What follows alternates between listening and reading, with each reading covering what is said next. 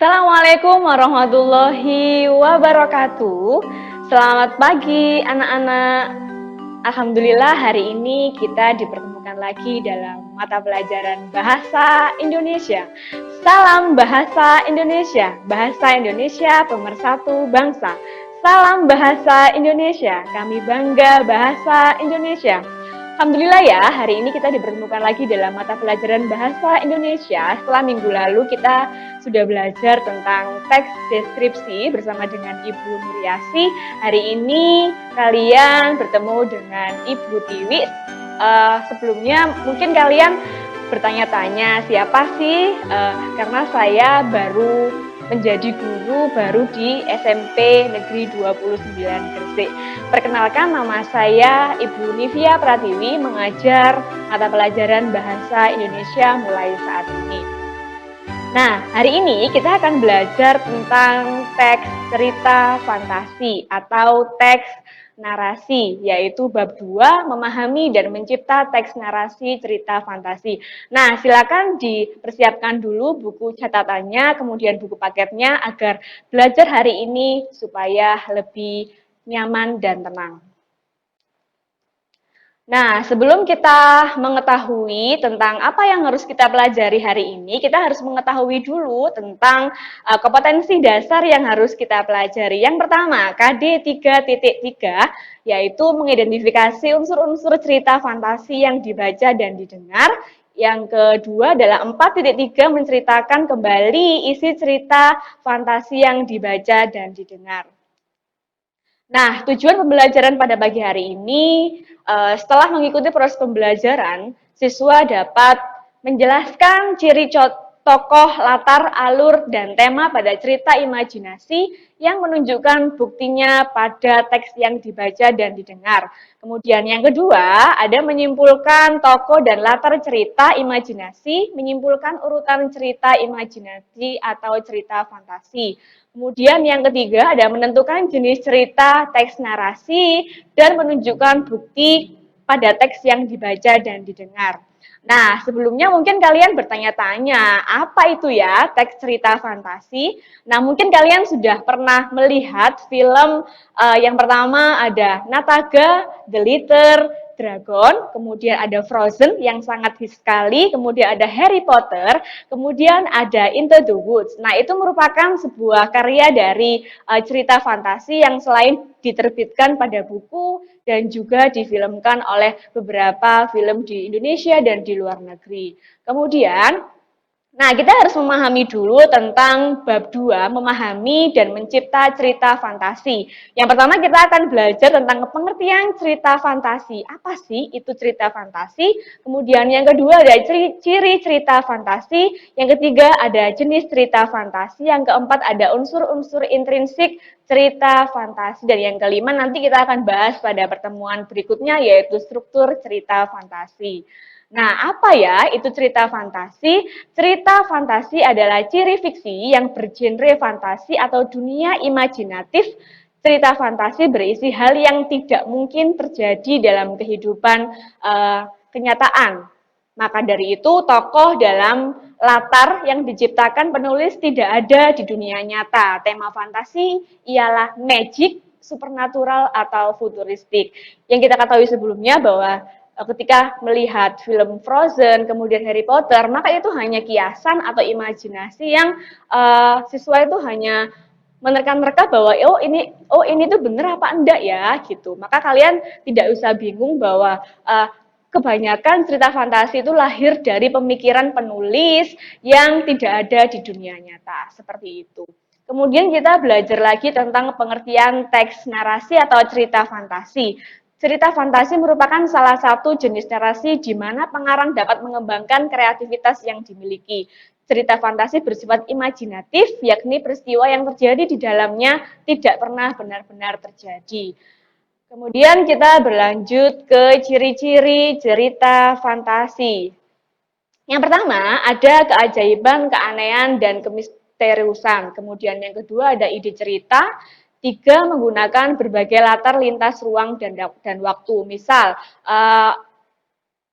ketika penulis itu membuat cerita fantasi pada latar 20 tahun yang lalu. Kemudian maju, menggunakan alur maju, menceritakan pada kisah saat ini. Itu menggunakan berbagai latar yaitu lintas ruang dan waktu.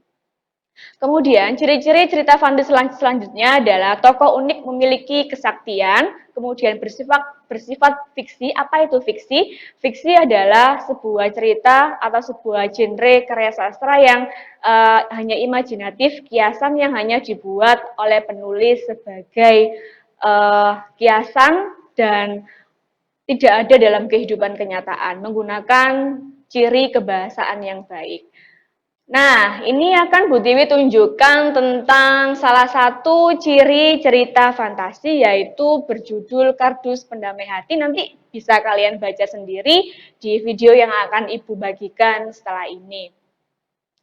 Nah, itu dalam satu paragraf awal, ada pagi ini Levi pergi ke sekolah dengan wajah ceria dan bersemangat.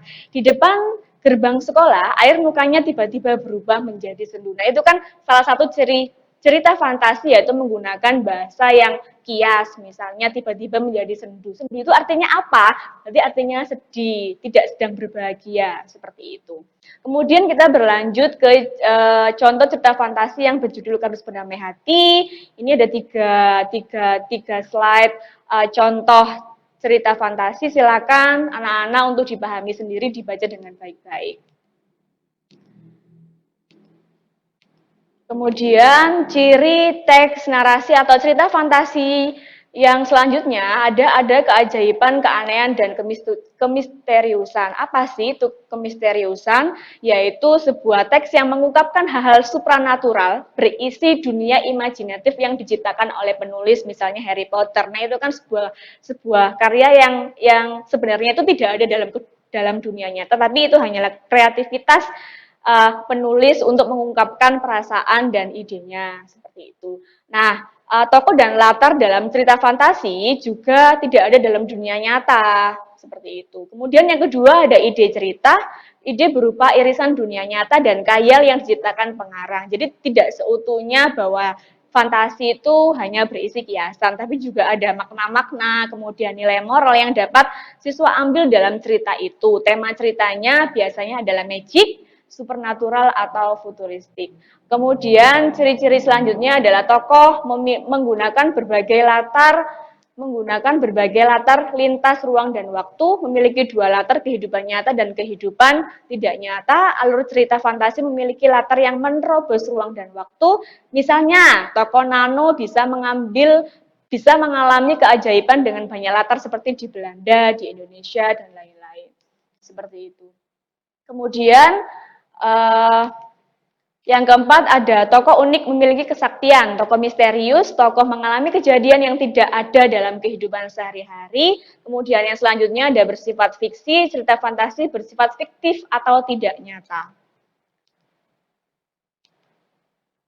Bahasa yang digunakan dalam teks cerita fantasi itu adalah variatif, ekspresif, dan menggunakan ragam percakapan, bukan bahasa formal. Jadi tidak menggunakan bahasa yang dalam resmi, surat misalnya, yang penggunaan EYD dengan baku, tidak seperti itu. Seperti penggunaan dialog pada umumnya itu biasanya digunakan dalam teks cerita fantasi. Misalnya yang selanjutnya adalah variasi kata cukup menonjol, berikut merupakan ciri-ciri dari teks cerita fantasi. Sekarang kita berlanjut ke pembelajaran yang ketiga, yaitu jenis cerita fantasi. Jenis cerita fantasi, yang pertama ada cerita fantasi total dan irisan, yang kedua ada cerita fantasi sezaman dan lintas waktu. Nah, mungkin kalian bertanya-tanya ya, apa sih itu cerita fantasi total dan irisan, cerita fantasi sezaman dan lintas waktu. Fantasi total berisi fantasi pengarang terhadap objek. Fantasi irisan yakni mengungkapkan fantasi tapi masih menggunakan nama-nama tempat yang pada umumnya, seperti itu. Kemudian yang kedua, ada cerita fantasi sezaman dan lintas waktu.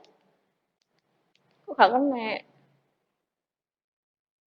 Gak bisa di itu. Oh. Dekat ya Mas tadi Mas? Iya, nggak kena tadi. pointernya. Kemudian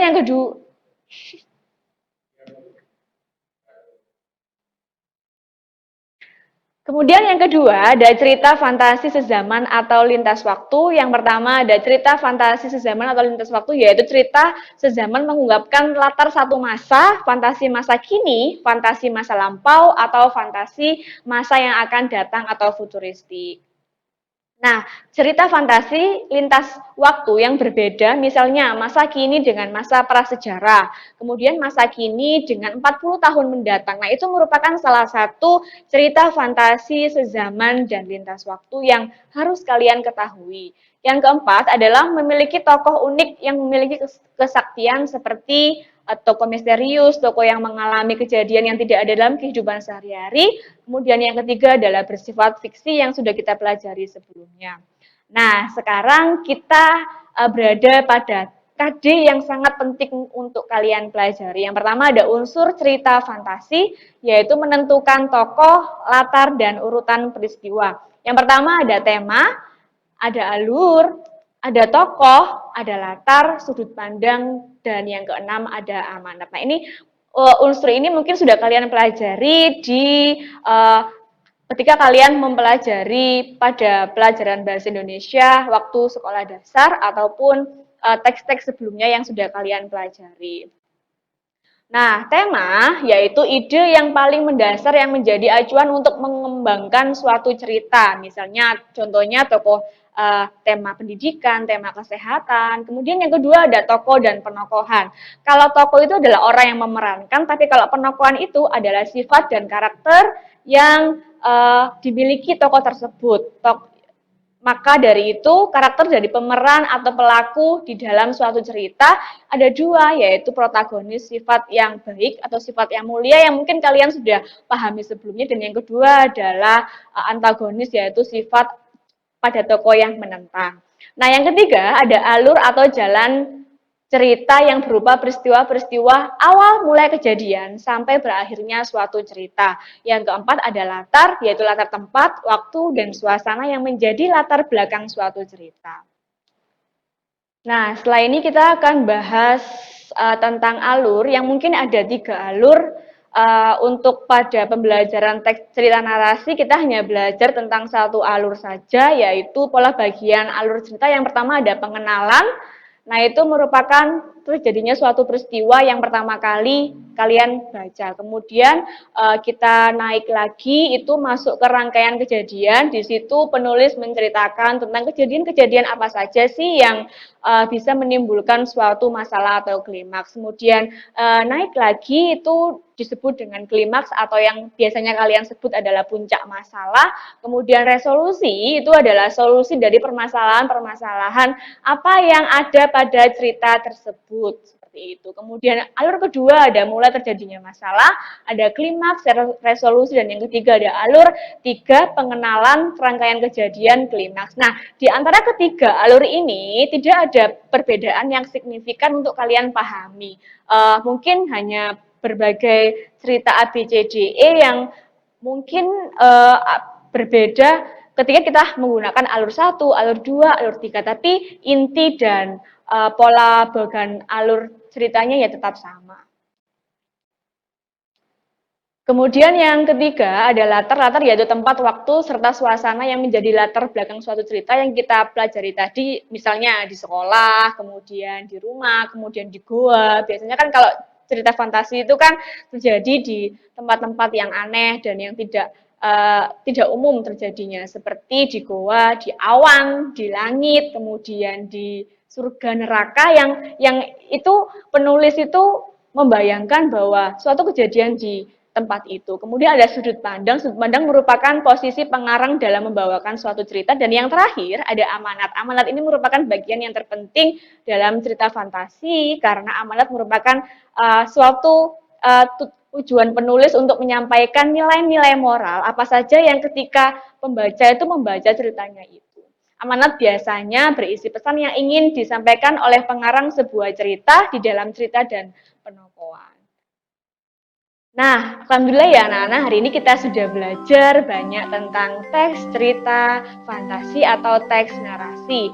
Selanjutnya kita akan berlatih mengerjakan soal latihan pada Google Form yang akan Ibu Tiwi bagikan setelah kalian menyaksikan video ini.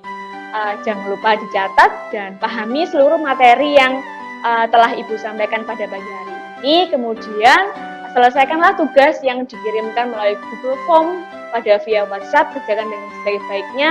Semangat, salam sehat, dan terus menjadi kebanggaan Indonesia. Assalamualaikum warahmatullahi wabarakatuh.